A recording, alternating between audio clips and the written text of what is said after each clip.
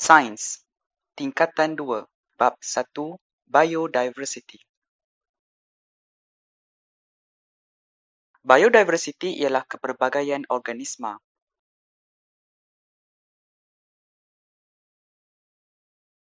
Biodiversity wujud akibat kepelbagaian habitat dan cuaca. Malaysia mempunyai kepelbagaian organisma yang tinggi. Dianggarkan jumlah spesies organisma Malaysia mencecah 174,000.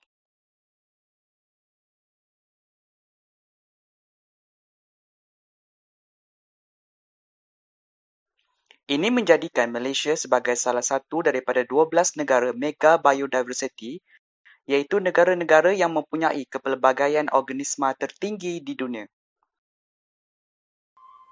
Dua faktor utama menyumbang kepada kepelbagaian biodiversiti Malaysia ialah iklim khatulistiwa dan hutan hujan tropika. Iklim dan habitat ini adalah sangat sesuai bagi pertumbuhan dan pembiakan hidupan.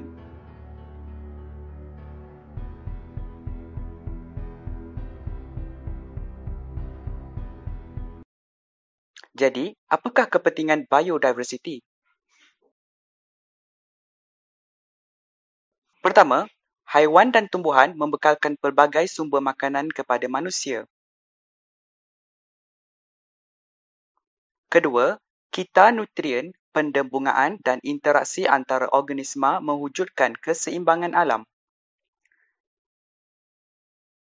Ketiga, kawasan yang kaya dengan biodiversiti boleh dibangunkan sebagai tempat rekreasi. Keempat, tumbuhan herba digunakan secara meluas dalam pembuatan ubat-ubatan dan kosmetik. Kelima, kayu balak, buluh dan rotan ialah contoh hasil hutan yang digunakan untuk membuat alat muzik, perabot serta membina bangunan. Keenam, manusia dapat mengembangkan ilmu pengetahuan dan mencipta teknologi terkini melalui penyelidikan saintifik terhadap mikroorganisma, haiwan dan tumbuhan.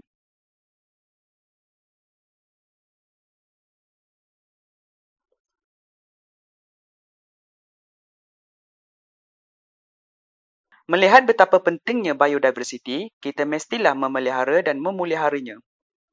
Bagaimanakah cara memelihara dan memelihara biodiversiti? Antara langkah yang boleh dilakukan ialah mengharamkan pembunuhan atau pemerdagangan haiwan dan tumbuhan yang endemik dan terancam. Endemik bermaksud spesies yang hidup berkelompok di habitat yang terbatas di sesebuah lokasi tertentu. Contoh organisma endemik di Malaysia ialah bunga pakma atau Rafflesia, periuk kera, penyu belimbing, harimau Malaya dan gajah pigmi. Langkah kedua ialah melindungi habitat dengan mewujudkan taman negara, taman laut, hutan simpan dan sanktuari hidupan liar. Ketiga, biodiversiti boleh dipelihara melalui program pembiakan seperti tapak semayan anak-anak benih dan pusat penetasan penyu. Sebagai nota tambahan, langkah pemeliharaan biodiversiti boleh dikelaskan kepada pemeliharaan in situ dan pemeliharaan ex situ. Pemeliharaan in situ bermaksud mengekalkan spesies di habitat asal seperti dengan mewujudkan taman negara, hutan simpan kekal dan taman laut. Pemeliharaan ex situ pula mengekalkan spesies di luar habitat asal seperti menempatkan haiwan dan tumbuhan di zoo dan taman botani. Pengelasan organisma. Dua kumpulan utama organisma ialah haiwan dan tumbuhan. Pengelasan haiwan. Haiwan dapat dikelaskan kepada vertebrata dan invertebrata. Haiwan vertebrata ialah haiwan yang mempunyai tulang belakang. Vertebrata dikelaskan kepada 5 kumpulan lebih kecil iaitu ikan, amfibia, reptilia, burung dan mamalia. Mari kita kenali 5 kumpulan haiwan ini. Ikan. Contoh-contoh ikan ialah ikan badut, kuda laut dan ikan jerung. Ikan ialah haiwan yang mempunyai ciri-ciri berikut. Ikan ialah haiwan poikiloterma, iaitu haiwan yang mempunyai suhu badan yang berubah-ubah mengikut suhu persekitaran. Haiwan ini dikatakan berdarah sejuk. Apabila haiwan ini berada di kawasan sejuk, suhu badannya akan turun. Apabila haiwan ini berada di kawasan yang panas, suhu badannya akan naik. Ciri seterusnya ialah badan ikan dilitupi sisik keras yang berlendir. Ikan juga mempunyai sirip dan ekor yang membantunya dalam pergerakan. Ikan bernafas melalui insang. Ikan melakukan persenyawaan luar. Ini bermaksud percantuman antara telur dan sperma berlaku di luar badan. Ciri terakhir ialah ikan bertelur.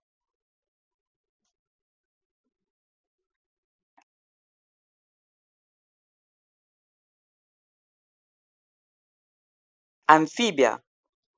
Contoh-contoh amfibia ialah katak, kodok dan salamander. Amfibia ialah haiwan yang mempunyai ciri-ciri berikut.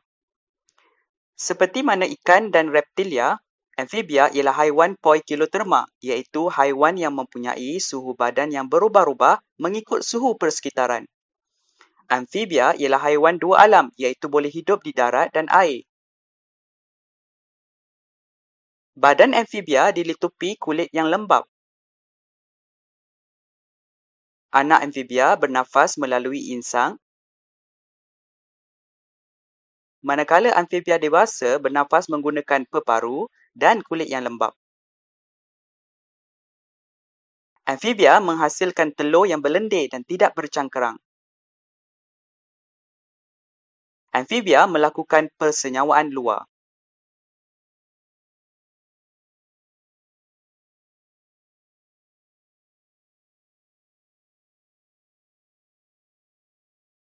Reptilia. Contoh-contoh reptilia ialah ular, kura-kura dan buaya. Ciri-ciri reptilia ialah poikiloterma. Reptilia menghasilkan telur yang bercangkerang. Reptilia bernafas melalui peparu. Reptilia bersisik dan berkulit keras. Reptilia melakukan persenyawaan dalam. Ini bermaksud percantuman telur dan sperma berlaku dalam badan.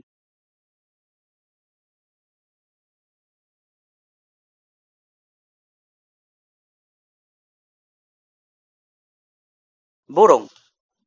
Contoh-contoh burung ialah ayam, burung dan itik. Ciri-ciri burung ialah haiwan homoioterma, iaitu haiwan yang mempunyai suhu badan yang malar dan bebas daripada pengaruh persekitaran. Badan burung dilitupi bulu pelepah untuk mengekalkan suhu badan. Burung bernafas melalui peparu. Burung mempunyai sayap atau kepak yang membantu sesetengah burung untuk terbang. Burung mempunyai sepasang kaki yang bersisik. Burung melakukan persenyawaan dalam. Akhir sekali, burung menghasilkan telur yang bercangkerang keras.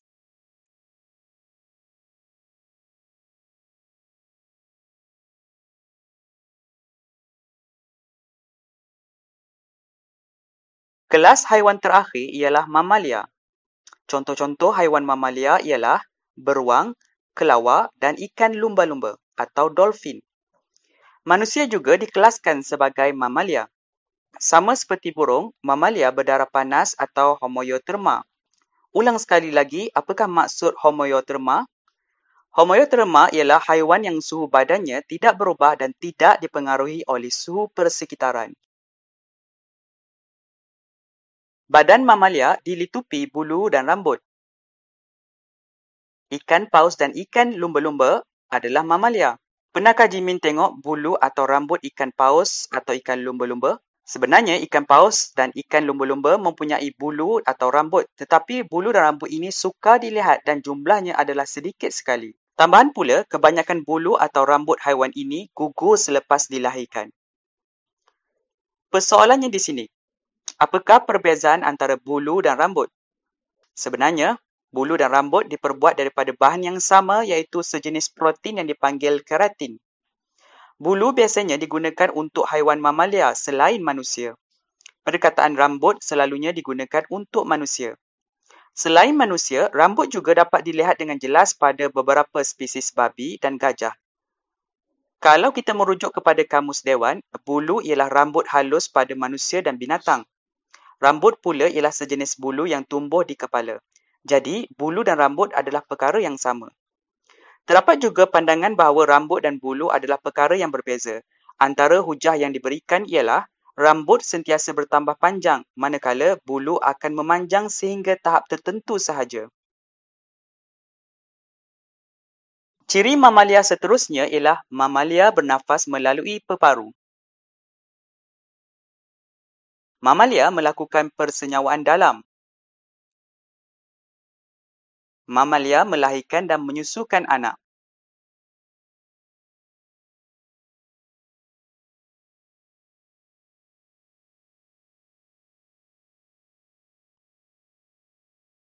Apakah pula haiwan invertebrata? Invertebrata ialah haiwan yang tidak bertulang belakang. Invertebrata dapat dikelaskan kepada kumpulan lebih kecil seperti invertebrata tanpa kaki dan invertebrata berkaki. Span, buran, karang laut, planaria dan siput ialah contoh-contoh invertebrata tanpa kaki yang mempunyai badan tanpa segmen. Sesetengah invertebrata tanpa kaki mempunyai badan bersegmen seperti cacing pita, cacing tanah dan lintah.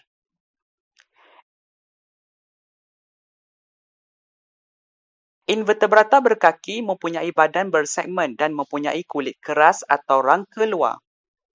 Semut, kupu-kupu dan lipas merupakan contoh invertebrata yang mempunyai 3 pasang kaki.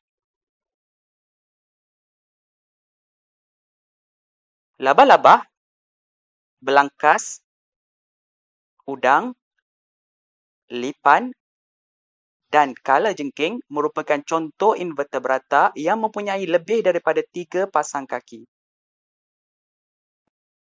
Pengelasan tumbuhan.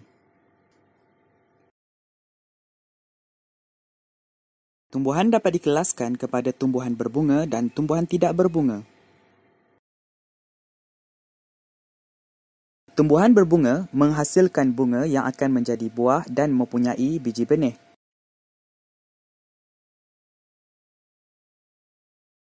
Setiap biji benih mempunyai kotilidon. Kotilidon ialah makanan simpanan yang akan digunakan oleh biji benih untuk bercambah. Biji benih yang mempunyai satu kotilidon dipanggil monokotilidon. Biji benih yang mempunyai 2 kotilidon dipanggil dikotilidon. Perbezaan antara tumbuhan monokotilidon dan tumbuhan dikotilidon. Monokotilidon mempunyai 1 kotilidon manakala tumbuhan dikotilidon mempunyai 2 kotilidon. Monokotilidon mempunyai akar serabut, manakala dikotilidon berakar tunjang. Monokotilidon mempunyai daun berurat selari, manakala dikotilidon mempunyai daun berurat jejala. Kebanyakan monokotilidon mempunyai batang yang lembut, manakala kebanyakan dikotilidon mempunyai batang berkayu. Contoh-contoh tumbuhan monokotilidon ialah pokok padi, pokok jagung, pokok pisang dan pokok tebu. Contoh-contoh tumbuhan dikotilidon pula ialah pokok tomato, pokok durian, pokok kacang buncis dan pokok rambutan.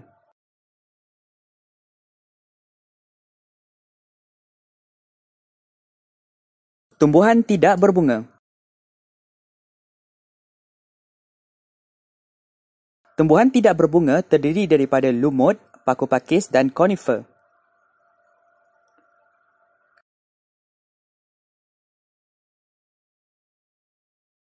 Jadual ini menunjukkan perbandingan antara lumut, paku pakis dan konifer.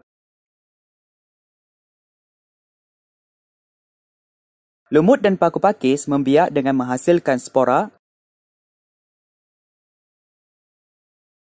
manakala konifer membiak dengan menghasilkan kon. Paku pakis dan konifer merupakan tumbuhan vaskular,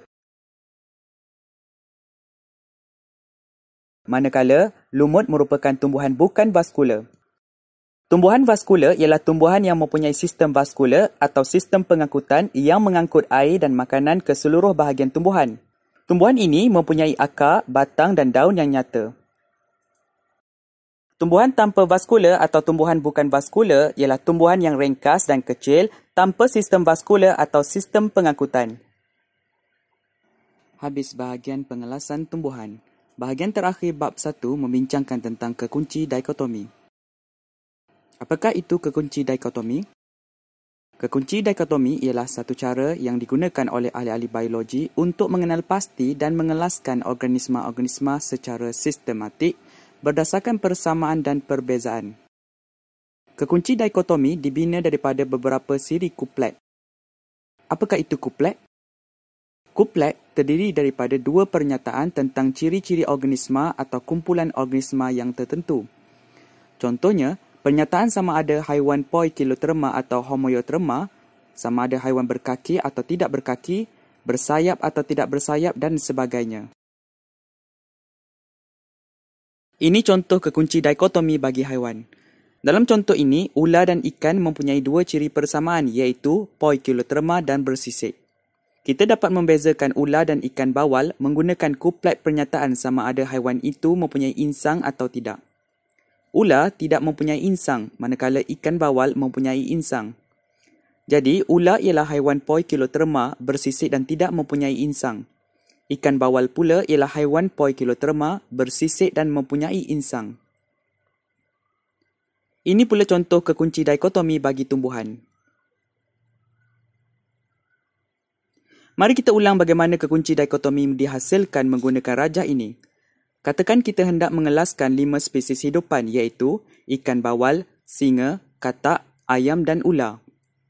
Mula-mula, kita gunakan kuplet penyataan poikiloterma dan homoioterma.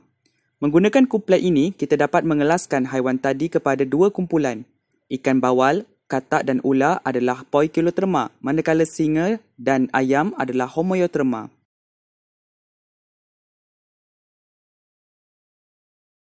Dalam kumpulan poikiloterma, kita gunakan kuplet kedua iaitu sama ada haiwan itu mempunyai sisik atau tidak. Dalam pengelasan ini, kita telah berjaya mengelaskan katak sebagai poikiloterma yang tidak bersisik. Oleh itu, katak dikelaskan dalam kumpulan yang berlainan dengan ikan bawal dan ular. Dalam kumpulan homoioterma pula, kuplet sama ada haiwan mempunyai bulu pelepah atau tidak telah memisahkan ayam dan singa. Ayam adalah haiwan berbulu pelepah, manakala singa tidak berbulu pelepah.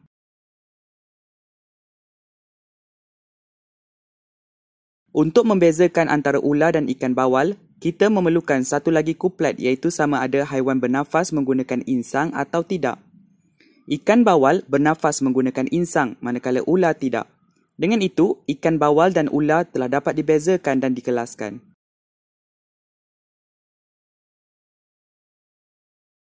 Penggunaan kekunci dikotomi telah memudahkan usaha membandingkan dan mengelaskan hidupan kepada kumpulan yang lebih kecil.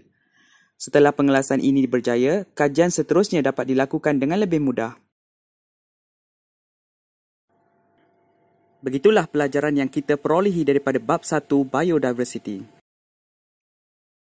Mari kita imbas kembali apa yang telah kita pelajari. Biodiversity ialah kepelbagaian organisma. Kepentingan biodiversity termasuklah sebagai sumber makanan, mengekalkan keseimbangan alam, menjadi tempat rekreasi, berguna dalam perubatan, menjadi bahan mentah dan penting untuk tujuan pendidikan.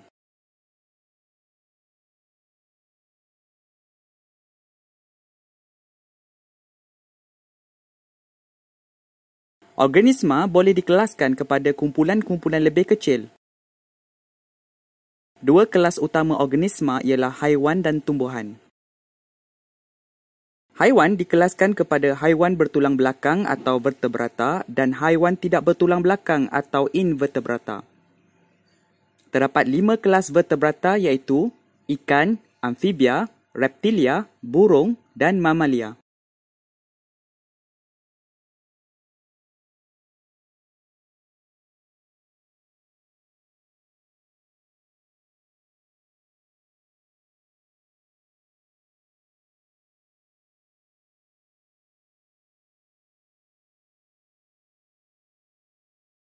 Invertebrata dapat dikelaskan kepada berkaki atau tidak berkaki, badan bersegmen atau tidak bersegmen.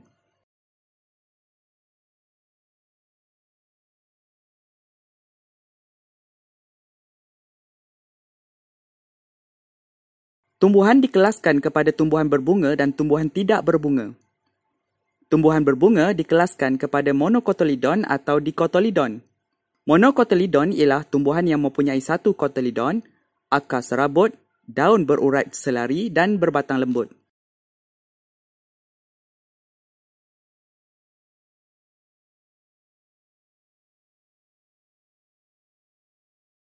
Dicotyledon pula ialah tumbuhan yang mempunyai dua cotyledon, akar tunjang, daun berurat jejala dan berbatang kayu atau keras. Terdapat 3 kelas tumbuhan tidak berbunga iaitu lumut, paku pakis dan conifer.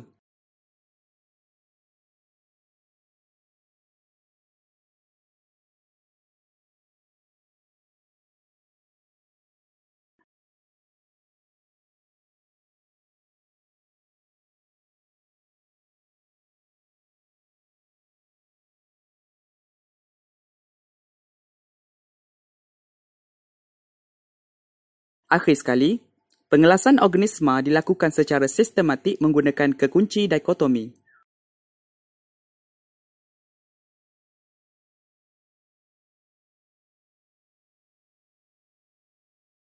Sekian sahaja daripada saya. Semoga kita berjumpa lagi dalam video seterusnya. Assalamualaikum warahmatullahi wabarakatuh. Bye-bye.